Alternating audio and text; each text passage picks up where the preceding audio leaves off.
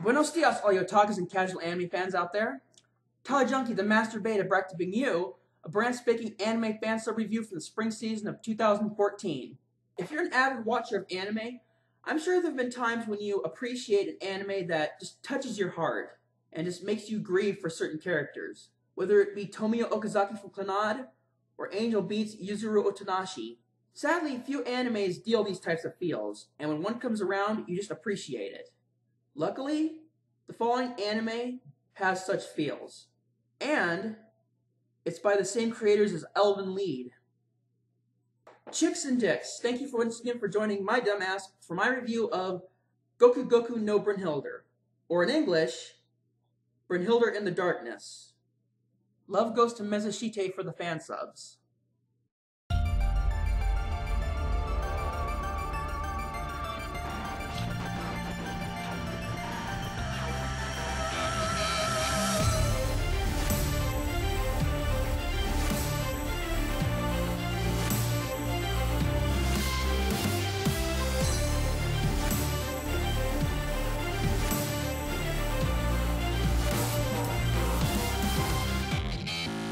Extreme Black Brynhildr emerges a horror science fiction manga series by Lynn Okamoto, the very same mangaka who brought us the feel-ridden gore fest known as Elfin Lead way back in 2002.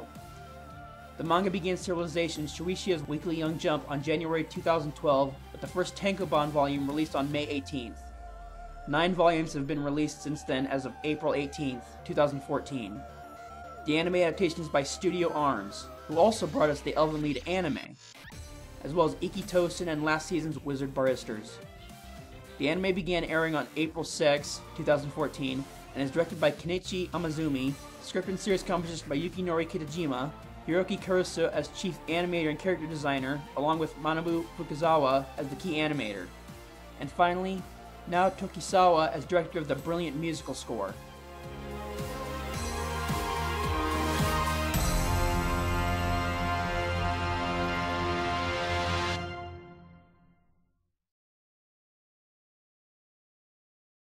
The story of Brynhildr starts with protagonist ryouta Murakami's backstory.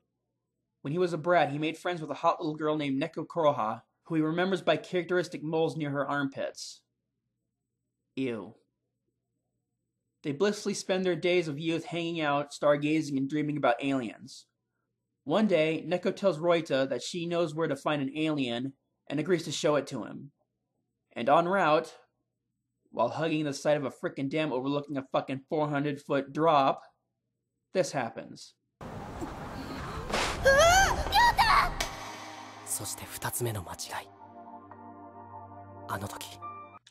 Ah, the stupidity of children.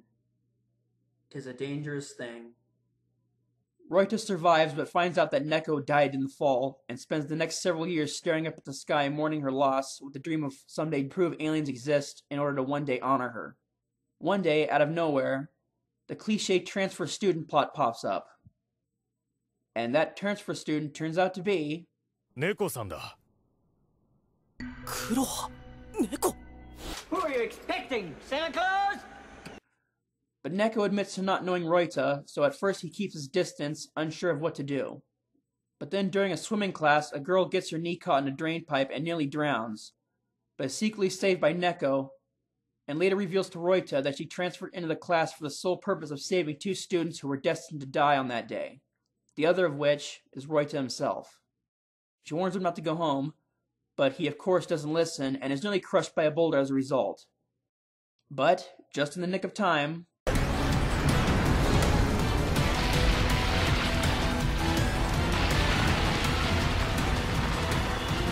it becomes apparent that this Neko is a musician with the ability of obliterating any non-organic matter within a certain radius, and that she escaped from a science laboratory along with a paraplegic musician named Kana Tachibana, who is the one who can foresee the future.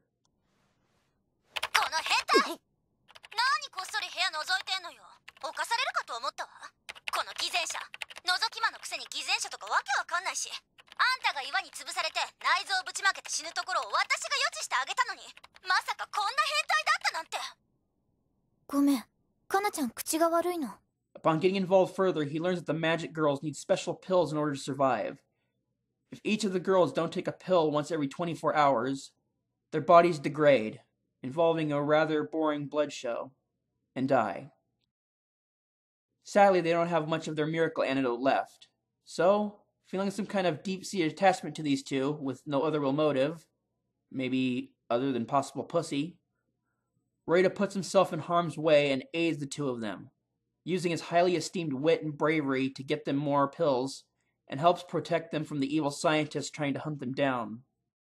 Okay, now you see, the thing about this story is that it delves deeply into the importance of life and how these girls in ryouta just cling to it with every ounce of humanity they have. Throughout the entire 12 episodes, Death constantly has a boner for these girls. The threat of running out of pills, as well as the scientists constantly sending out magicians and agents to hunt them down to either kill them or take them back for more experiments, is always hung over them. At times, things get so depressing that the girls actually come to decide who lives or dies by considering a lottery to divvy up the last of their life-giving medication. And these little plot points make you cling to their hearts, grieving and hoping for them every single step of the way, and leaves you feeling attached to them and the plot. But, on the other hand, it also gets a little annoying. Things get so bad for them that it gets to the point they talk about dying like it's no different than knowing you're going to school tomorrow just to get your ass kicked by the school bully. It sucks, but that's the way it's gotta be. Neko, 気にしないで。死ぬのがちょっと早くなっただけだから。でも私、薬切れで溶けながら苦しんで死にたくない。だからその前に猫が私を殺して。苦しまないように私を潰して。Now, onto what I was fearing. When I heard that Studio Arms was once again animating another one of Okamoto-san's mangas, I was fearful that I would suffer exactly what I went through with the ending of Elfin Lead. And that's its bullshit, crappy, unbelievably infuriating filler ending. If you have, in fact, watched the Elfin Lead anime from start to finish, you will know what I'm talking about here. It has one of the most crappiest ever filler endings in the entire 18 years I've been watching anime. No ending to any other has infuriated me as much as the ending to Elfin Lead. And if you've watched my previous reviews, you'll know that one of the biggest beefs I have with modern anime these days, that's based on light novels or manga, is that they very rarely cover the full source material. They always go ahead and animate before its manga and or light novel counterpart is finished. I hate that. And guess what? This anime doesn't end with a filler ending per se, but it ends with a cliffhanger.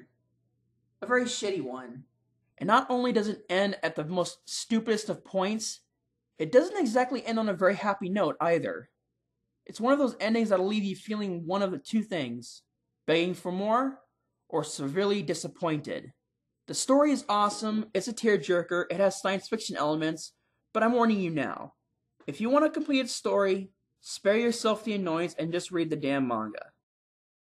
It's because of this that I'm giving the story, which would normally deserve something like a 7 or an 8 out of 10, a 6 out of 10. Now on to the characters. When it comes to anime, there's only really 3 things I ask for when it comes to its cast. Diverse and unique personality traits, well-defined backstory, and, after fucking watching Nisekoi, originality. Thankfully, these characters possess all of these traits. But before I get into all that, I want to quickly touch base with something that really rubs me the wrong way about this. Calling these girls magicians. When you watch them, you don't really get the sense of magical darkness or even magical fairy tale-like charm associated with the word magicians or magic. Each of the girls have a specific type of power or ability. For example, Kazumi-chan can hack into security systems and do anything that your typical highly skilled hacker can do. Steal information, hack cameras, trace people, download porn, yada yada yada. But can one, in good conscience, really call that magic? Katori Takatori, for another example, can switch places with objects via teleportation. And of course, she's well endowed. あんためちゃくちゃおっぱい大きいな。なんやのこれ。やめてくださ These girls strike me more as sci-fi-ish Esper superhuman types than magicians. To call them such is really strange to me. Hell, they even have technologically advanced devices attached to their necks called harnesses that hangs up whenever they use their powers too much and hinders them. Magic strikes me more along the lines of casting forth flames from one hand, or calling forth the power of storms and spirits in order to smite your enemies. You know, like Gandalf. But seriously, my favorite character by far is ryouta-kun. I'm not into anime dudes, but if I had a boner for this guy, it really fucking tries. Simply due to the fact he's different from almost every other lead male protagonist I've seen in these fucking harem animes.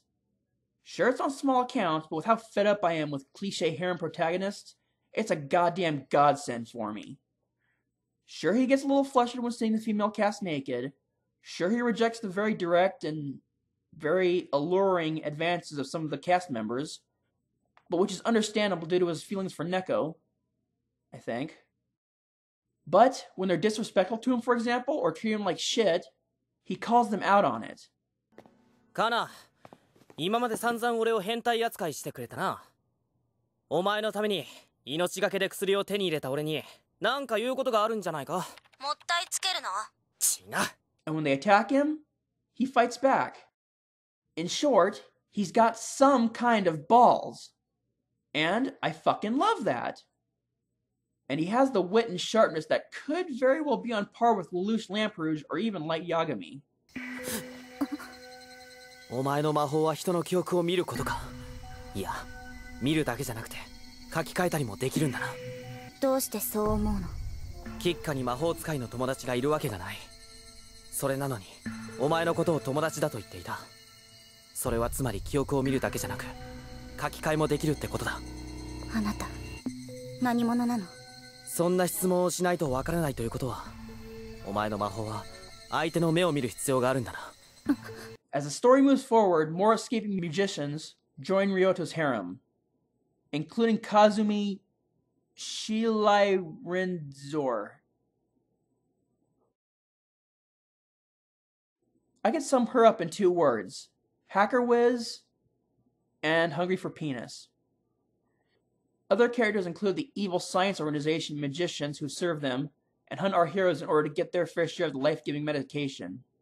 And all of them range from absolutely evil to just average assholes with god complexes. But the one thing all the main cast has in common is that they want to live. Each of them want to experience life and live it to the fullest, and that fact alone attaches you to them. Honestly, I like these characters. They have a little bit of originality going on for them, and I fucking love that. Especially Kazumi.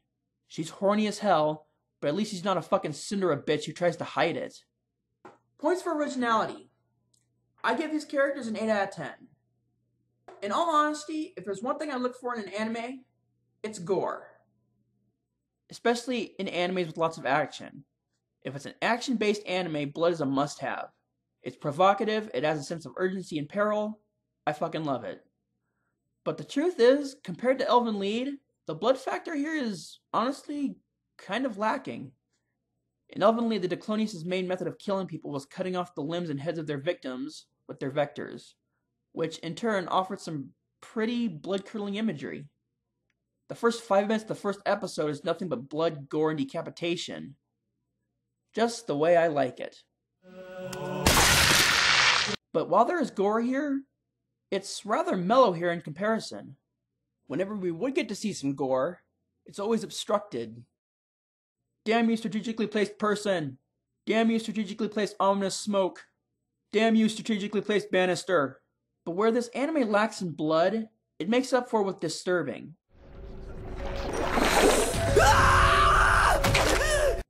For example, the sudden melting when their harnesses are destroyed is rather gross and blood-curdling.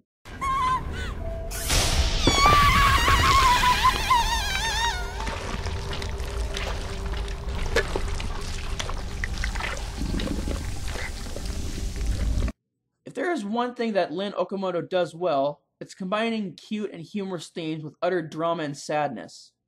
Hiroaki Karasu and his team did a good job at translating this into the animation. You get all the cute along with all the grit. Hell, there's even some blurred out nudity. Her DFC is so amazing that it's glowing. Honestly, I'd say the animation here deserves a good 7 out of 10. I mean, in comparison to Elfin Lead, the violence is mellow, but still, I don't know, still pretty good. The soundtrack is actually really well done too. Now Tokisawa's Brynhildr in the Darkness version ejected. Every time I hear it, it gives me goosebumps and a sense of apocalyptic inevitability.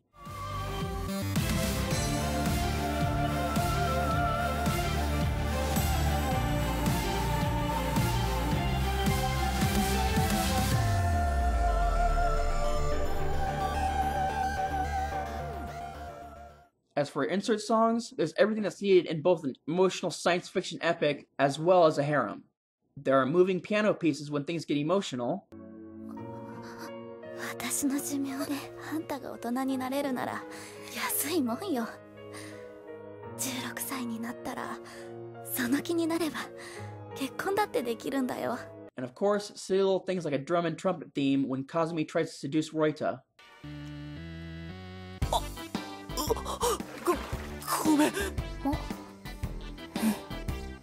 ごめんで済んだら警察いらんねん。おっぱい代払ってもらおうか。おっぱい以上のもんも見たのにおっぱい分だけで許してやろうって言うんや。And of course, there's the typical little orchestra when things get suspenseful or we see some action. 小鳥ちゃんを離せ。里に何をするの？お願い、もう帰って。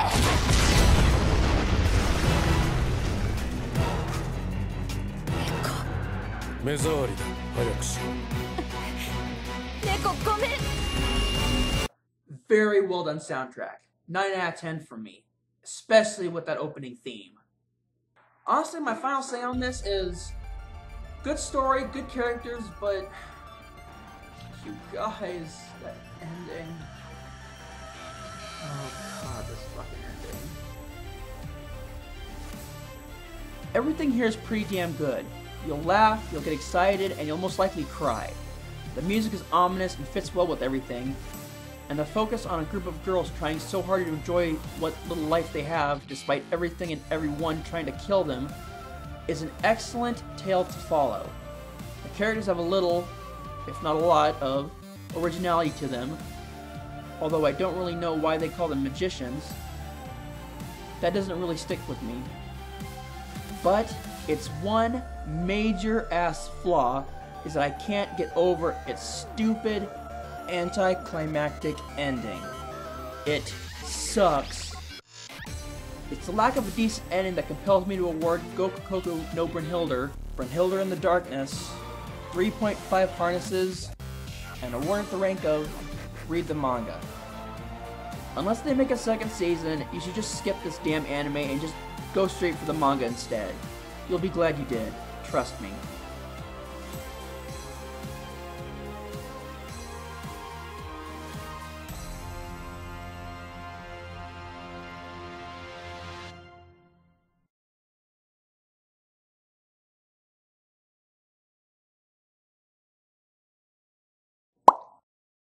Now, I tell you what, I like you, and I want you. Now, we can do this the easy way, or we can do it the hard way. Well, I don't think you and I will be doing anything any kind of way. Okay, I see you choosing the hard way.